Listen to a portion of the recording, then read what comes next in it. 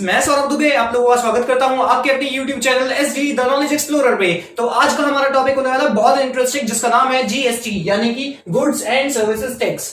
तो सबसे पहले समझते हैं कि ये क्या है, क्यों है और इसकी क्या ऑब्जेक्टिव्स और क्या एडवांटेजेस हैं, और उसके बाद हम इससे कुछ रिलेटेड इंपॉर्टेंट टर्म्स पढ़ेंगे और उसके बाद जाके हम इसकी टाइप्स देखेंगे, फिर हम लास्ट में जाके कुछ क्वेश्चंस लेंगे।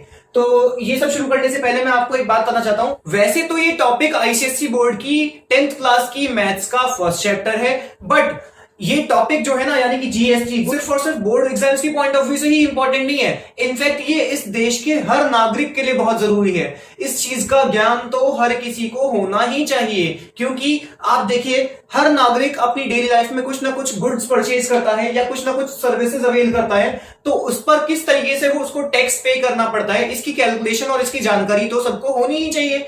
ठीक है, तो इसीलिए मैं आपसे एक रिक्वेस्ट कर रहा हूं कि प्लीज इस वीडियो को लास्ट तक जरूर देखें और अपने सभी जानने वाले लोगों को इस वीडियो को जरूर शेयर कर दें, ताकि उनको भी इसके बारे में इंफॉर्मेशन हो सके। ठीक, और हाँ, अगर आप इस चैनल पे नए हैं तो प्लीज इस चैनल को जल्दी से जल्दी सब्सक्राइब कर दें और बेल आइकन भी प्रेस कर दें, ताकि मेरी अपकमिंग वीडियोस की भी नोटिफिकेशंस आपको मिलती है और आपसे कोई इंपॉर्टेंट वीडियो छूट ना जाए। ठीक है, तो चलिए जल्दी से अपना ये टॉपिक शुरू करते हैं। देखिए, सबसे पहले हमें ये समझना होगा कि आखिर जीएसटी होता क्या है। ठीक है, व्हाट इज जीएसटी? तो जीएसटी की फुल फॉर्म होती है गुड्स एंड सर्विसेज टैक्स, यानी कि ये एक प्रकार का टैक्स होता है जो कि किसी भी प्रकार के गुड्स को परचेज या सेल करने पर या फिर किसी भी तरीके की सर्विसेज को अवेल करने पर पे या कलेक्ट किया जाता है। ठीक है, और हाँ, ये ज्यादा पुराना टैक्स नहीं है। इसको अभी हाल ही में प्रेसिडेंट ऑफ इंडिया ने 1 जुलाई 2017 को इंप्लीमेंट किया था। ठीक, तो ये तो बात हो गई कि जीएसटी क्या होता है। अब हम ये समझेंगे कि आखिर जीएसटी की जरूरत क्यों पड़ी, व्हाई जीएसटी वाज इंप्लीमेंटेड। ठीक है, तो इसे समझने से पहले हमें ये देखना होगा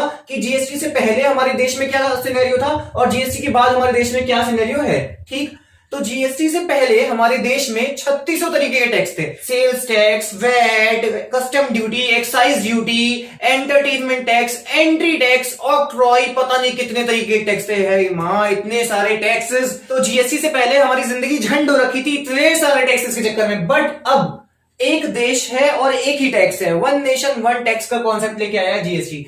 तो देखिए, अब हम ये भी समझ चुके हैं कि आखिर जीएसटी को लागू क्यों किया गया था। तो इसके ऑब्जेक्टिव्स तो अपने आप ही क्लियर हुए, क्योंकि जिन रीजंस की वजह से हमने जीएसटी को लागू किया था वही रीजंस इसके क्या है, ऑब्जेक्टिव्स हैं। ठीक, अब बात आती है इसके एडवांटेजेस की। तो जीएसटी के बहुत से एडवांटेजेस हैं, मैं सबसे इंपॉर्टेंट वाले 3 एडवांटेजेस ले रहा हूं। ठीक है, पहला एडवांटेज तो यही था कि इंडिया की इतनी कॉम्प्लेक्स टैक्स स्ट्रक्चर जो थी उसको इसने सिंप्लीफाई कर दिया।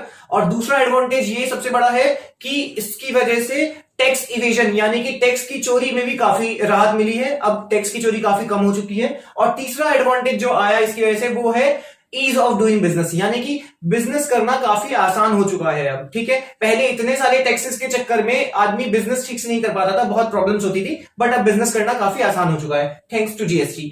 तो चलिए अब जीएसटी से रिलेटेड कुछ इंपॉर्टेंट टर्म्स को समझ लेते हैं, क्योंकि इनको समझना बहुत जरूरी है, अदरवाइज क्वेश्चन करने में काफी डिफिकल्टी होगी हमें। तो पहली टर्म आ रही है हमारी डीलर। तो डीलर या तो कोई व्यक्ति या कोई कंपनी हो सकती है जो किसी भी चीज को इसलिए खरीदती है ताकि उसको रीसेल कर सके और प्रॉफिट कमा सके। ठीक है, तो ये तो बात हो गई डीलर की। अब अपनी नेक्स्ट टर्म लेते हैं जो कि है इंट्रा स्टेट सेल्स। तो इंट्रा का मतलब होता है अंदर ही अंदर, स्टेट तो आप जानते ही हैं। ठीक है, तो ऐसी सेल्स जो किसी स्टेट के अंदर ही अंदर होती हैं, यानी कि एक ही स्टेट में होती हैं, उसको क्या बोलते हैं, इंट्रा स्टेट सेल्स बोलते हैं। जैसे मान लीजिए मैं उत्तर प्रदेश से कोई चीज ले रहा हूं और उसे उत्तर प्रदेश में ही बेच दे रहा हूं। ठीक है, तो वो कौन सी सेल्स होंगी, इंट्रा स्टेट सेल्स होंगी। But on the other hand अगर मैं कोई चीज यहाँ उत्तर प्रदेश में खरीदता हूं और महाराष्ट्र में जाकर बेचता हूं, तो वो सेल्स कौन सी हो जाएंगी, इंटर स्टेट सेल्स, क्योंकि इंटर स्टेट का मतलब होता है बिटवीन 2 स्टेट्स। ठीक है, एक स्टेट से दूसरी स्टेट में जाकर अगर आप कोई सामान बेचते हैं तो वो क्या हो जाएगा, इंटर स्टेट सेल्स हो जाएंगी। ठीक है, तो इसी के साथ हमारा ये वाली टर्म भी खत्म हो गई। तो अब हमारी नेक्स्ट टर्म आ रही है input GST and output GST. तो देखिए, जैसे कोई डीलर होता है, तो डीलर क्या करता है, कोई सामान खरीदता है ताकि वो उसको दोबारा से सेल करके कुछ प्रॉफिट कमा सके। ठीक है, तो जैसे मान लीजिए हम डीलर हैं, तो हम क्या करेंगे, कोई चीज को खरीद के लाएंगे, तो खरीदते वक्त हमें खुद टैक्स देना पड़ेगा, तो वो तो इनपुट टैक्स हो जाता है, इनपुट जीएसटी। ठीक, और जब हम उस चीज को बेचते हैं किसी और को, तो उससे जो टैक्स कलेक्ट करते हैं वो होता है आउटपुट जीएसटी। ठीक, तो देखिए, जब हमने पहले टैक्स दिया था वो इनपुट जीएसटी था, और अभी जो कस्टमर से हमने कलेक्ट करा है वो आउटपुट जीएसटी है। अब हम सरकार को क्या देंगे, इन दोनों का जो डिफरेंस होगा, यानी कि output GST minus input GST आएगा नेट जीएसटी, और यही जीएसटी जो है हम सरकार को देते हैं। ठीक है, तो इसी के साथ हमारी ये इंपॉर्टेंट टर्म्स भी खत्म हो चुकी है और अब हम देखेंगे अलग अलग टाइप्स के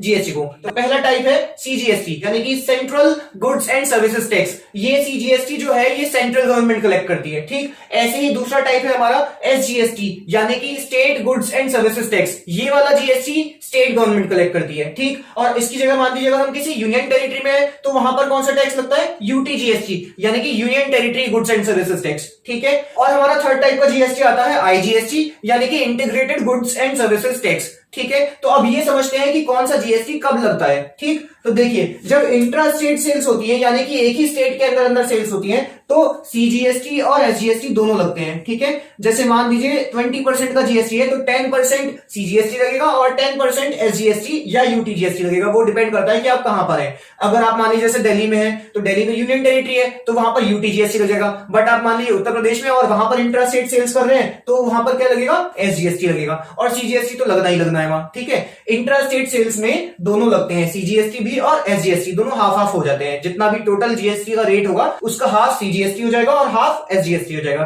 ठीक। और अगर इंटर स्टेट सेल्स है तो लगता है आईजीएसटी, ठीक है। और ये पूरी तरीके से पेबल होता है सेंट्रल गवर्नमेंट को, ठीक। इसमें स्टेट गवर्नमेंट को कुछ नहीं मिलता, यानी कि अगर इंटर स्टेट सेल्स हो रही है तो स्टेट गवर्नमेंट को कुछ नहीं मिलेगा और सारा का सारा टैक्स किसको मिलेगा, सेंट्रल गवर्नमेंट को। अब हम आ चुके हैं अपनी वीडियो के सबसे इंपॉर्टेंट सेगमेंट में और इसमें हम कुछ क्वेश्चंस देखेंगे जिससे कि हमारे जीएसटी के सारे कॉन्सेप्ट्स क्लियर हो जाएंगे, ठीक है। तो पहला क्वेश्चन आपकी स्क्रीन पे ये रहा, चलिए साथ में पढ़ते हैं। A manufacturer sells a TV to a dealer for ₹18,000 and the dealer sells it to a consumer at a profit of ₹1,500। यानी कि एक मैन्युफैक्चरर है उसने एक टीवी एक डीलर को बेचा 18,000 रुपीज में और फिर उस डीलर ने वही टीवी एक कंज्यूमर को बेचा 1500 रुपीज की प्रॉफिट पे, ठीक है। तो चलिए इसका एक फ्लो चार्ट बना लेते हैं। सबसे पहले तो मैन्युफैक्चरर ने बेचा है डीलर को, तो यहां पर लिखता हूं मैं मैन्युफैक्चरर, ठीक है।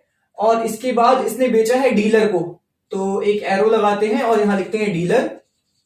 देखिए फ्लो चार्ट बना लेकर इससे क्वेश्चन काफी इजी हो जाएगा आपके लिए, ठीक है। मैन्युफैक्चरर ने बेचा है डीलर को और डीलर ने बेचा है कंज्यूमर को।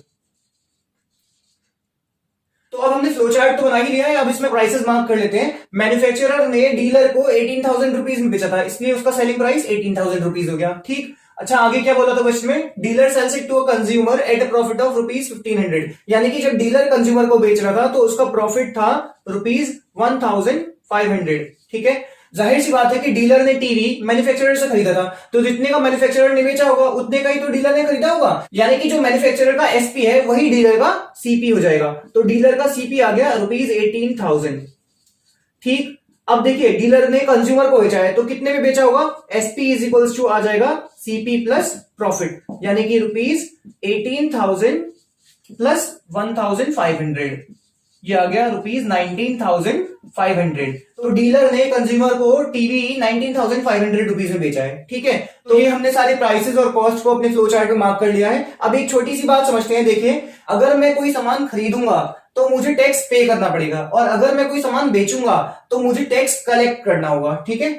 तो यहां पर डीलर ने यही काम किया है, टीवी खरीदते वक्त तो उसने मैन्युफैक्चरर को जीएसटी पे किया है और टीवी को सेल करते वक्त उसने कंज्यूमर से जीएसटी कलेक्ट किया है, ठीक है। तो ये वाला जो जीएसटी है जो डीलर ने मैन्युफैक्चरर को दे किया था वो वाला है इनपुट जीएसटी, ठीक है। और ये वाला जीएसटी जो डीलर ने कंज्यूमर से कलेक्ट किया है ये हो जाएगा आउटपुट जीएसटी, ठीक है। अब डीलर गवर्नमेंट को क्या देके आएगा, इन दोनों का डिफरेंस, यानी कि output GST minus input GST, जिसको नेट जीएसटी बोलते हैं, ठीक है। तो नेट जीएसटी जो है वो ये गवर्नमेंट को देके आएगा। और हाँ एक बात और, इस क्वेश्चन में जो सेल्स है वो इंट्रा स्टेट सेल्स है। इंट्रा स्टेट सेल्स में आपको मैंने बताया था ना क्या होता है, जो टोटल जीएसटी होता है उसके दो पार्ट्स हो जाते हैं, आधा सीजीएसटी बन जाता है और आधा एसजीएसटी, ठीक है। तो यहां पर हमारे पास जो टोटल 12% का जीएसटी है उसका क्या हो जाएगा, 6% तो सीजीएसटी बन जाएगा, ठीक, और 6% जो है इसका एसजीएसटी बन जाएगा, सही है। तो चलिए अब अपने क्वेश्चन का फर्स्ट पार्ट करते हैं। इसमें पूछा है the amount of GST paid by the dealer to the state government. Dealer ने स्टेट गवर्नमेंट को जो जीएसटी दिया है वो हमें निकाल लाना है, एक तरीके से डीलर का एसजीएसटी निकालना है हमें, ठीक है। तो देखिए डीलर जो है उसने गुड्स को परचेज भी किया है और सेल भी किया है, इसलिए इसका जीएसटी निकालने के लिए हमें output GST minus input GST करना पड़ेगा, ठीक है। तो पहले मैं निकालता हूं इनपुट एसजीएसटी ऑफ डीलर, आ जाएगा कितना, एसजीएसटी का रेट था अपना 6%, तो ये आएगा 6% ऑफ इनपुट जीएसटी है ना। तो इनपुट क्या होता है, जो उसने खरीदते वक्त दिया था, तो अपने परचेजिंग प्राइस पे दे देगा, यानी कि 18,000 पे, ठीक है। तो ये आ जाएगा आपका 6/100 इंटू 18,000। ये आ गया 20 से 20 कैंसिल हो गए, 600 6 48 84 गई, ये आ गया 1080 रुपीज। ठीक है, तो इतना इसका इनपुट जीएसटी आ गया, इतना जीएसटी इसने मैन्युफैक्चरर को पे किया था। ठीक, तो अब हम निकालते हैं डीलर का आउटपुट एसजीएसटी, यानी कि वो जीएसटी जो उसने कंज्यूमर से कलेक्ट किया है। ठीक है, तो ये कितना आएगा, ये भी आएगा 6%, लेकिन ये आएगा इसके सेलिंग प्राइस का 6%। तो डीलर का सेलिंग प्राइस था हमारा 19,500, तो उसका 6% निकाल लेते हैं जल्दी से। 6/100 इंटू 19,500, 20 से 20 कैंसिल हो गए, ये आ जाएगा 1170। ठीक, तो अब मैं निकाल रहा हूं amount of SGST paid by the dealer. Amount of SGST paid by the dealer, ये कितना आएगा, output GST minus input GST, यानी कि 1170 माइनस 1080, ये आ गया आपका 90 रुपीज आंसर। तो चलिए अब करते हैं अपने क्वेश्चन का सेकंड पार्ट। इसमें पूछा गया है the amount of GST received by the central government. ठीक है, तो हमें यह बताना है कि सेंट्रल गवर्नमेंट को आखिर कितना जीएसटी मिला है। ठीक, तो यहां पर देखिए 3 लोग हैं, मैन्युफैक्चरर, डीलर और कंज्यूमर। इनमें से सिर्फ ये दो, मैन्युफैक्चरर और डीलर जो है, ये जीएसटी पे करते हैं गवर्नमेंट को। कंज्यूमर भी जीएसटी पे करता है, लेकिन ये गवर्नमेंट को पे नहीं करता है। कंज्यूमर जीएसटी पे करता है अपने डीलर को, जिससे उसने सामान खरीदा है। ठीक, तो देखिए अगर हमें टोटल सीजीएसटी निकालना है तो मैन्युफैक्चरर के द्वारा पे किया गया सीजीएसटी और डीलर के द्वारा पे किया गया सीजीएसटी, इन दोनों को जोड़ना होगा। ठीक है, तो पहले मैं निकालता हूं CGST paid by manufacturer. Manufacturer ने जो सीजीएसटी पे करा है वो निकाल रहे हैं हम। ठीक है, तो अभी हमने इससे पहले वाले पार्ट में देखा था कि सीजीएसटी का और एसजीएसटी का दोनों का रेट 6% था, तो ये 6% आएगा किसका, मैन्युफैक्चरर पे करेगा अपने सेलिंग प्राइस पे, यानी कि 18,000 पे। तो 6% ऑफ 18,000, ये हमने पहले भी निकाला था, ये आ जाएगा 6/100 इंटू 18,000,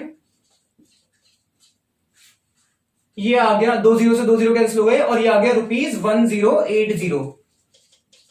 ठीक है, तो ये तो आ गया सीजीएसटी पेड बाय मैन्युफैक्चरर। अब निकालते हैं CGST paid by dealer. CGST paid by dealer, तो क्योंकि डीलर बीच में है, इसलिए इसके लिए हम सीजीएसटी जब निकालेंगे तो वो आएगा output GST minus input GST. तो आउटपुट जीएसटी इसका आ रहा था 1170 और इनपुट जीएसटी इसका आया था 1080, तो इसे माइनस करके आ जाएगा ₹90। देयरफॉर टोटल सीजीएसटी जो सेंट्रल गवर्नमेंट को मिलेगा वो आ जाएगा इन दोनों का sum. Total CGST is equals to आएगा ₹1080 प्लस ₹90, दैट इज ₹1170। ठीक है, ये आ गया हमारा फाइनल आंसर। अच्छा, यहां पर एक और बहुत जरूरी बात है नोटिस करने वाली, ये जो 1170 रुपीज आए हैं ये आपके 6% थे 19,500 के, यानी कि कंज्यूमर के सीपी का। ठीक, तो एक तरीके से देखा जाए तो मैन्युफैक्चरर और डीलर दोनों का जीएसटी मिलाकर उतना ही है जितना कि कंज्यूमर अकेला पे कर रहा है। ठीक है, तो इसका सीधा सीधा मतलब ये निकल के आ रहा है कि सारा का सारा टैक्स का जो बर्डन आता है वो अल्टीमेटली किस पे आता है, कंज्यूमर पे। ठीक, तो अगर आपको टोटल सीजीएसटी निकालना है तो ये प्रोसीजर है, बट आप डायरेक्टली आंसर चेक करने के लिए ये भी कर सकते हैं कि कंज्यूमर के सीपी पे आप जितना भी जीएसटी का परसेंटेज आ रहा है वो लगा के देख ले, सेम ही आएगा। ठीक है, तो इस तरीके से आप अपना आंसर भी चेक कर सकते हैं। तो अब आता है हमारा थर्ड पार्ट। थर्ड पार्ट में पूछा गया है the amount of GST received by the state government. तो ये वाला पार्ट एग्जैक्टली सेकंड पार्ट जैसा ही है, बस इतना सा अंतर है कि उसमें पूछा था सीजीएसटी के बारे में और इसमें पूछा है एसजीएसटी के बारे में। तो आपको पता ही है कि इंट्रास्टेट सेल्स में जितना भी टोटल जीएसटी होता है उसका हाफ तो एसजीएसटी हो जाता है और हाफ सीजीएसटी हो जाता है। ठीक है, तो जितना सीजीएसटी आ रहा था उतना ही एसजीएसटी आएगा। तो मुझे ये करने की जरूरत ही नहीं पड़ेगी, थर्ड वाला पार्ट आप खुद करिएगा। बस करना ही क्या है, यहाँ पर सी की जगह एस लगाना है। ठीक है, ताकि एसजीएसटी हो जाए। तो एसजीएसटी पेड बाय मैन्युफैक्चरर इतना ही आएगा और एसजीएसटी पेड बाय डीलर वो भी इतना ही आएगा। तो टोटल एसजीएसटी जो आएगा वो इन दोनों का सम हो जाएगा, यानी कि 1170। तो एक्जैक्टली सेकंड वाले पार्ट की तरह ही हो जाएगा, इसलिए मैं थर्ड पार्ट नहीं कर रहा हूं। तो चलिए अब करते हैं अपना फोर्थ पार्ट। इसमें पूछा गया है the amount that the consumer page for the TV. ठीक है, तो कंज्यूमर ने टीवी के लिए कितने रुपए दिए? तो देखिए, एक तो कंज्यूमर ने 19,500 का जो प्राइस था टीवी का वो दिया, और प्लस उस पे सीजीएसटी पे किया, और प्लस उस पे एसजीएसटी पे किया। तो बस यही सब ऐड करना और हमें पूरा प्राइस उसका पता चल जाएगा। ठीक है, तो मैं निकालता हूं amount paid by the consumer for the TV. ये आएगा, जो प्राइस था 19,500 वो प्लस सीजीएसटी और प्लस एसजीएसटी, जो टोटल इसने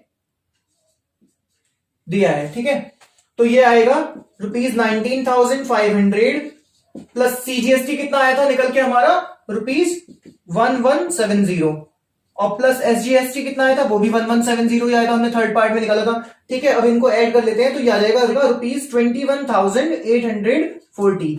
तो कुल मिलाकर 18,000 का टीवी कंज्यूमर को पड़ रहा है 21,840। आप देख रहे हैं इतना महंगा हो गया, क्यों? क्योंकि सीजीएसटी और एसजीएसटी का सारा बोझ किस पे आया? कंज्यूमर पे आया। इसी वजह से ये इतना महंगा हो चुका है। ठीक है, तो इसी के साथ हमने जीएसटी का सारा बेसिक कॉन्सेप्ट भी क्लियर कर लिया है और इस पे बेस्ड एक क्वेश्चन भी कर लिया है। अब आप लोग इस पे बेस्ड और क्वेश्चंस करिएगा, और अगर कोई दिक्कत आए तो मुझे बताइएगा कमेंट बॉक्स में। Thanks for watching, bye bye, take care, see you soon in the next video.